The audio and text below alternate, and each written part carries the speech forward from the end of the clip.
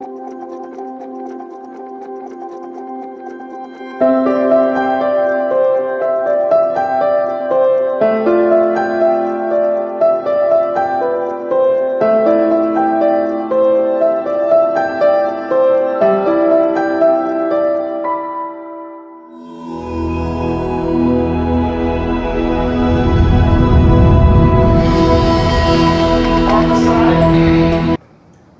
that is the claim.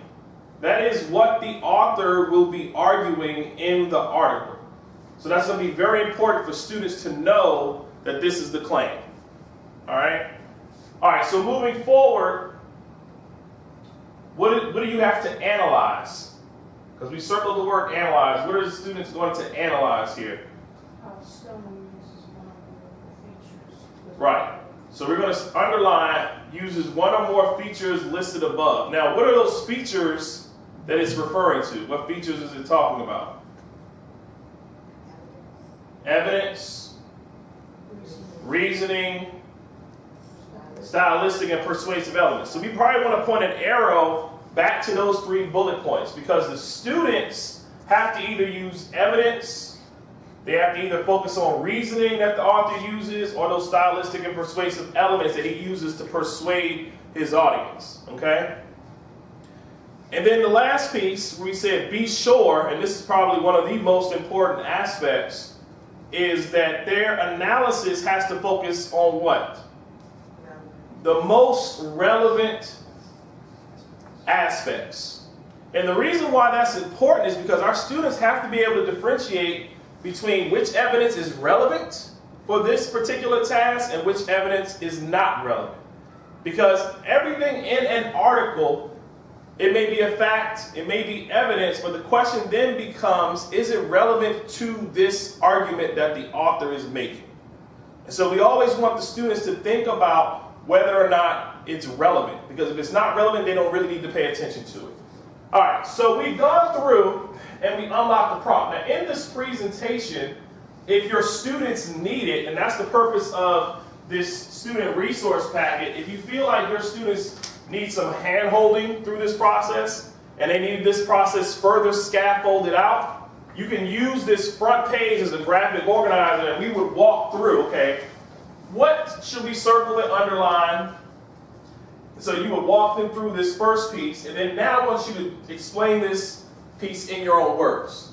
Because it's one thing to be able to circle and underline, it's another thing for a student, okay, now tell me, what is this prompt asking you to do? So we want to make sure that students have a firm understanding of what the expectation is in writing this essay. Because if they don't understand what's being asked of them, then they'll end up reverting back to what they know, and 9 times out of 10, the students will end up writing this summary. And if you look at what this prompt is asking students to do, is it asking them to write a summary? I'm asking you, does it say anywhere, do we see anything about writing a summary? And so we want to be clear that the students are focusing on what is the author's argument. It's all about what the author does. And so if you look at those last 2 sentences in unlocking the prompt, it says that you should not explain whether or not you agree or disagree, because then that becomes an argumentative essay. The students will say, well, I think this, I believe this, I feel this connects to my life in this way, and this is not that type of writing. This type of writing is where the student only focuses on, this is what the evidence the author used, here's some of his reasoning, here's some of the word choice, and this is why it's persuasive. And so what we're really preparing students to do is write from a very objective perspective, and that prepares them for when they go to college, have to write research papers, or even when we just think about how students are writing using evidence within our own courses, we're forcing them to think and analyze and critically think about what the information is and what is being asked of them. All right, so this is just a further scaffold of unlocking the prompt if your students need it. And this is what we just did. We unlocked the prompt to show and just confirm that we circled and underlined everything, so you can just show this with students to make sure they have a clear understanding of what the unlocking means.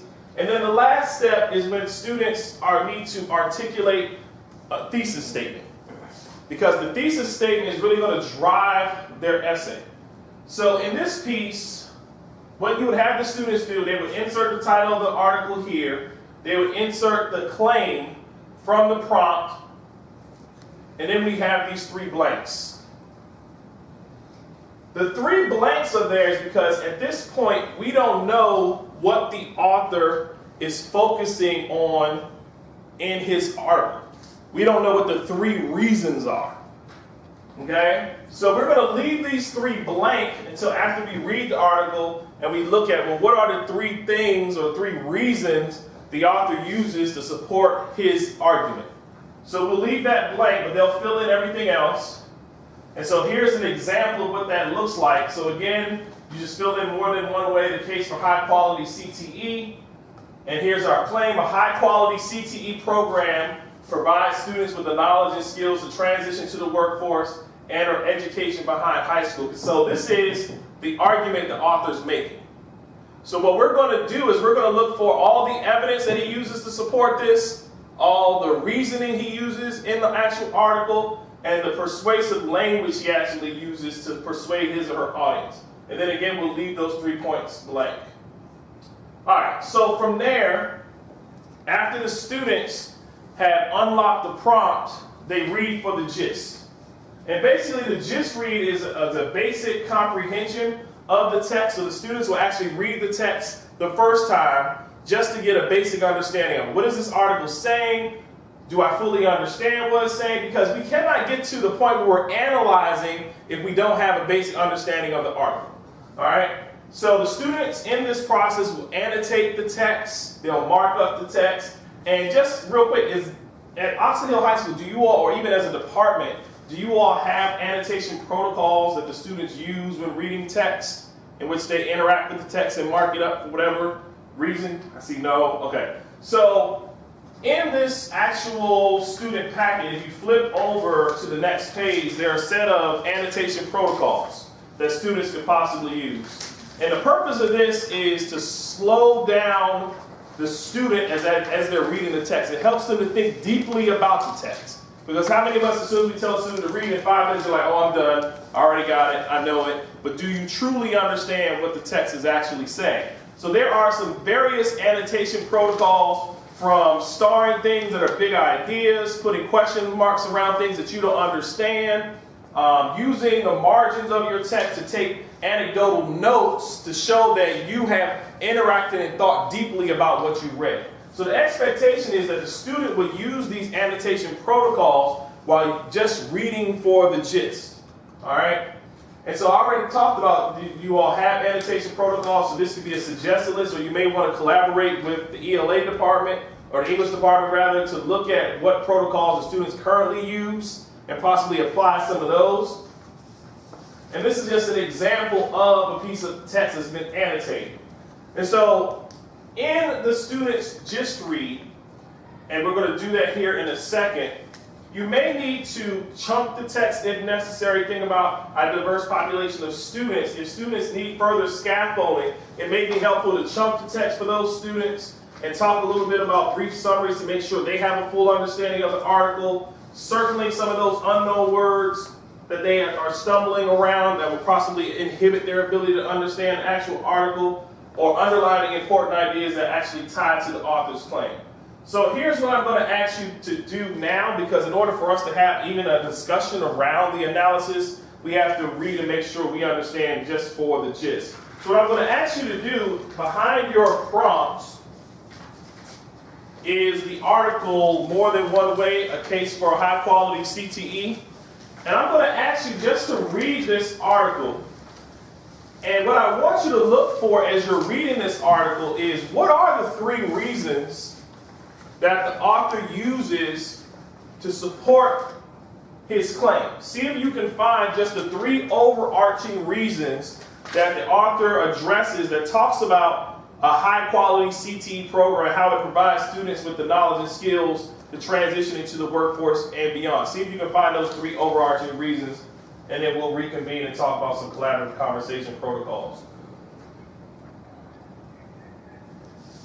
So take a minute to read the article behind the prompt, More Than One Way. Stop the video. Does it have a pause? Oh yeah, that makes sense. Can we pause it like this? It should. Is this the button or is it the top one?